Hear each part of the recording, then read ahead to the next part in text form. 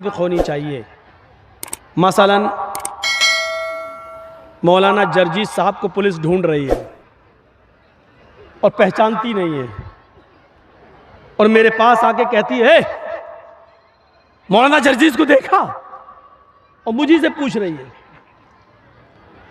میں 2 قدم ہٹ گیا، یہاں تھا یہاں آ گیا۔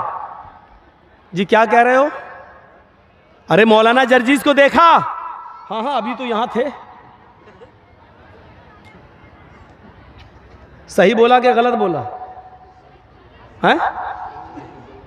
آپ لوگوں سے میں پوچھوں گا یہ صحیح بولا کہ غلط بولا؟ صحیح بولا، لیکن شریعت کہتی ہے یہ غلط بولے۔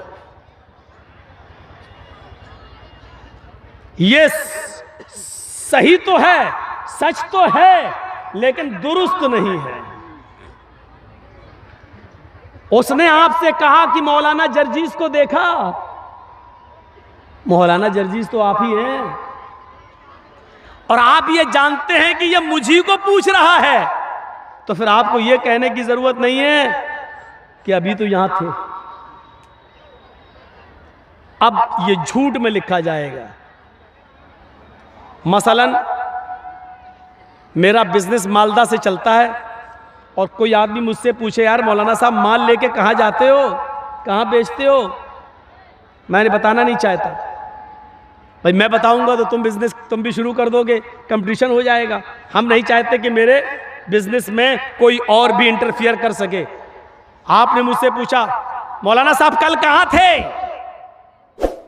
آپ جاننا چاہ رہے ہیں میرے جگہ کے بارے میں، آپ جاننا چاہ رہے ہیں میرے بزنس کے بارے میں۔ ارے مولانا صاحب کل مال لے کر کہاں گئے تھے، کل کہاں تھے؟ اور میں نے کہہ دیا زمین کے اوپر آسمان کے نیچے۔ میں نے کیا کہا؟ زمین کے اوپر آسمان کے نیچے۔ میں جہاں بھی تھا تو زمین کے اوپر ہی رہا تھا، اور جہاں بھی تھا تو آسمان کے نیچے ہی تھا۔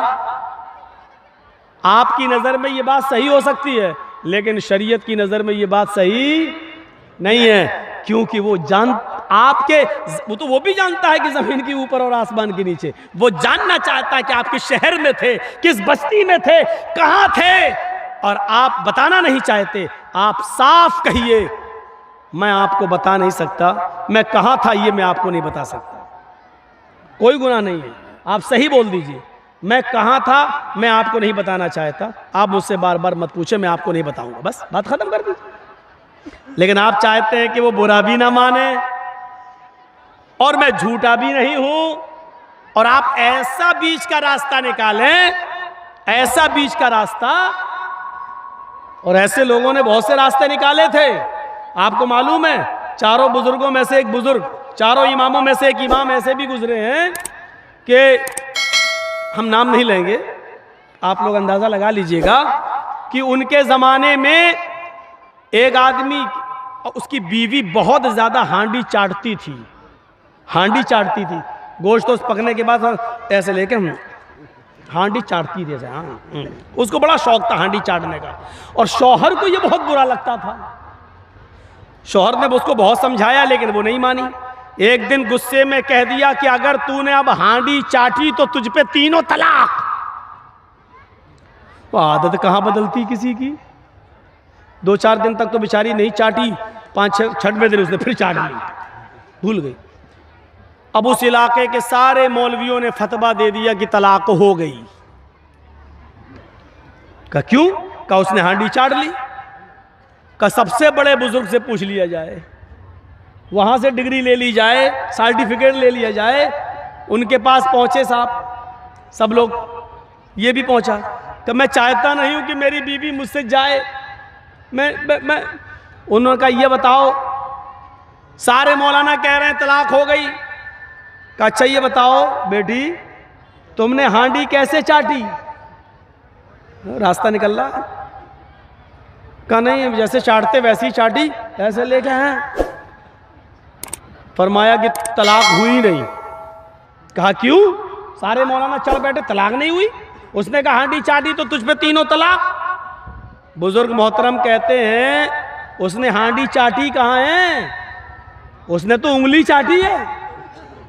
شوہر نے تو یہ کہا تھا کہ اگر تو نے ہانڈی چاٹی تو طلاق. اس نے ہانڈی ایسے اٹھا کے چاٹی ہوتی تو طلاق ہوتی. اس نے ہانڈی نہیں چاٹی, اس نے ہانڈی سے شوربہ نکال کے انگلی چاٹی ہے, اس لیے طلاق نہیں ہوئی. واہ واہ کیا دماغ ہے, واہ کیا سمجھداری ہے یہ. اسی لیے بزرگ وہ لے گیا اپنی بیوی کو اٹھا کے. تو یہ دیکھیے, جبکہ اس کے دل کی نیت یہی تھی. وہ پہلے بھی ایسی ہی چاٹتی تھی, پہلے بھی انگلی چاٹتی تھی, پہلے بھی وہ ہانڈی نہیں چاٹتی تھی, اور اس کو یہی چیز بری لگتی تھی. اور اس کے کہنے کا مقصد یہ تھا اگر آئندہ تو نے ایسا کیا تو تجھ پر 3 طلاق. لیکن راستہ نکال دیا گیا, راستہ نکال دیا گیا. یہ سچ تو ہو سکتا ہے لیکن درست نہیں. قرآن کریم نے تقوی کی بنیاد بتائی ہے. یا ایھا الذین آمنوا اتقوا اللہ, اے ایمانو والو اللہ سے ڈرو. اور ڈر کی بنیادی چیز کیا ہے؟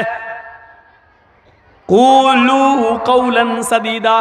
جب بھی کسی سے بات کرو تو درست بات کرو, صاف ستھری بات کرو, بے لاگ بات کرو. اس بات میں ٹیڑھا پن نہیں ہونا چاہیے, اس بات میں ہیر پھیر نہیں ہونی چاہیے. جو بات کرو وہ بالکل درست بات کرو, سیدھی سیدھی بات کرو, سیدھی سیدھی.